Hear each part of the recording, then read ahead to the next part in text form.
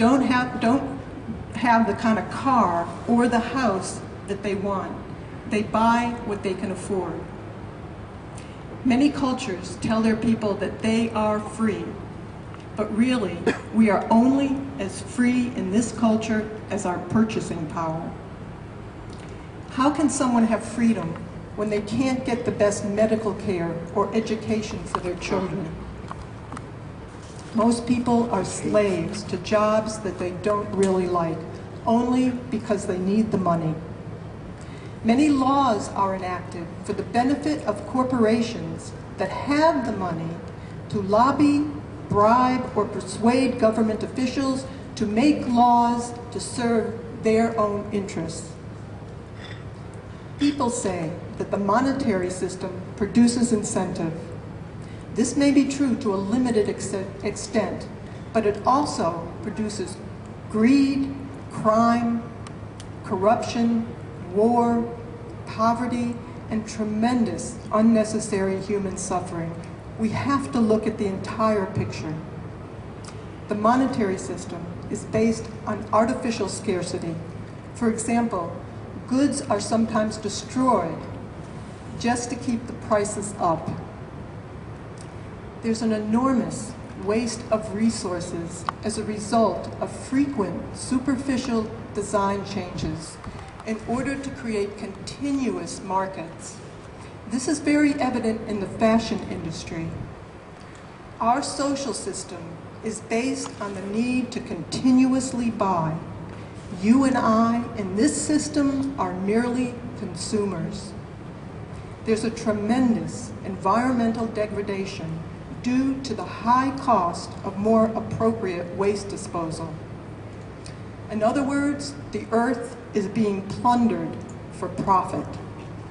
The recent oil spill in the Gulf of Mexico is a good example of this. But one of the greatest wastes of resources and lives is the military. How shameful that it's one of our biggest industries.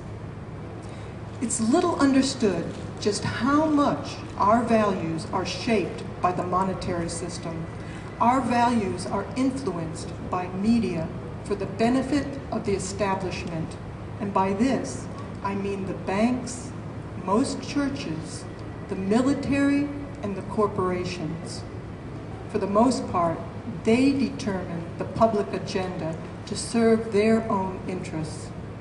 They perpetuate the illusion that society's values are determined from the ground up.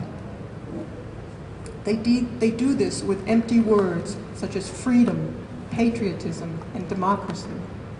What we have all over the world is managed news for and by the establishment. They produce the books, the newspapers, TV, movies, education, entertainment, which in turn helps to shape much of our behavior and our values. Most important, when the corporation's bottom line is profit, all decisions are made not for the benefit of people or the environment, but primarily for the acquisition of wealth, property, and power. For instance, if your country really cared about you, they would not outsource jobs for lower wages elsewhere. What if all the money in the world suddenly disappeared? As long as we had arable land, factories, technical personnel, and other resources existed, we could build anything we wanted to fulfill most of our needs. The Venus Project advocates that with today's ingenuity, we could easily overcome scarcity, which is the cause of most of our problems, such as war, corruption, and aberrant behavior. We could accomplish this through implementing a resource-based economy. This is a very different concept than anything that's gone before. It has nothing to do with socialism, communism, capitalism, or fascism.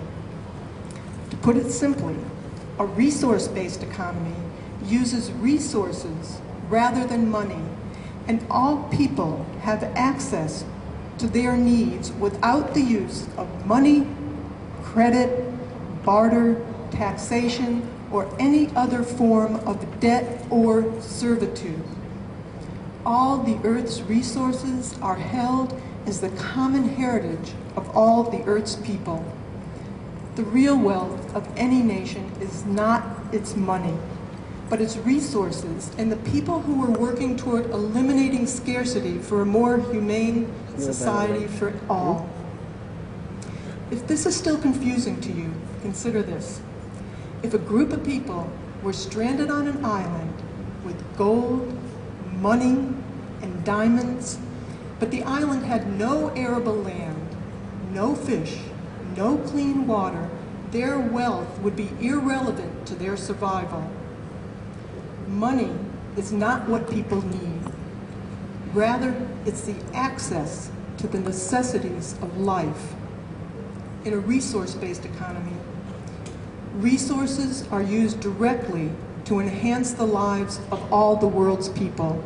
If we managed our resources wisely, we could easily produce the necessities of life and provide a very high standard of living for everyone. This may be hard to believe, but even the wealthiest of today would have a much higher standard of living within a resource-based economy. When science and technology are unleashed into society to improve people's lives without restrictions of the marketplace or patents, it would be a far better world. In the future, children would be taught to be problem solvers instead of the parasitic professions used within the monetary system that don't contribute at all to the well-being of people. These would be fields such as advertising, insurance, real estate, law, banking, politics, and sales, just to name a few. Hope I haven't upset too many of you with that. When all the Earth's resources are shared, there will be no need for the military.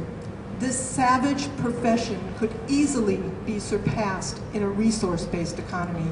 These people are trained merely to be killing machines.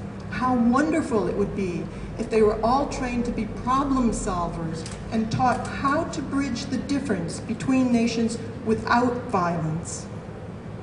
When all the Earth's resources are managed and shared as the common heritage of all the world's people, the artificial boundaries that separate nations would no longer be necessary.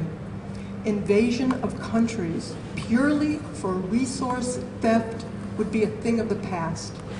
And that's why we invade other countries. It's not to bring democracy and freedom, as they tell people in the United States when we invaded Iraq.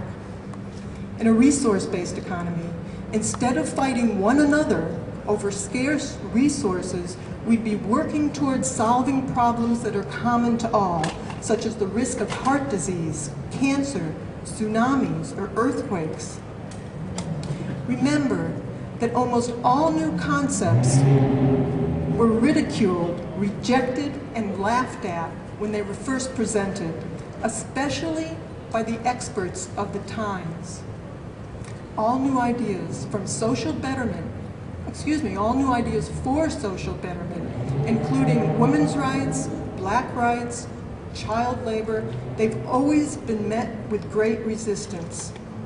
During the time of the Wright brothers, for example, the distinguished scientists of the day were writing books exclaiming why man can't fly. But the Wright brothers didn't read their books and went right ahead and built the flying machine. When science is applied with human and environmental concern to the way we live, we can easily create abundance for all. We will eventually understand that most crimes that fill our jails are a result of the need to acquire money and property in an age of often contrived scarcity of the monetary system. Children will look back and wonder why we didn't see the limitations of this detrimental system. Being civilized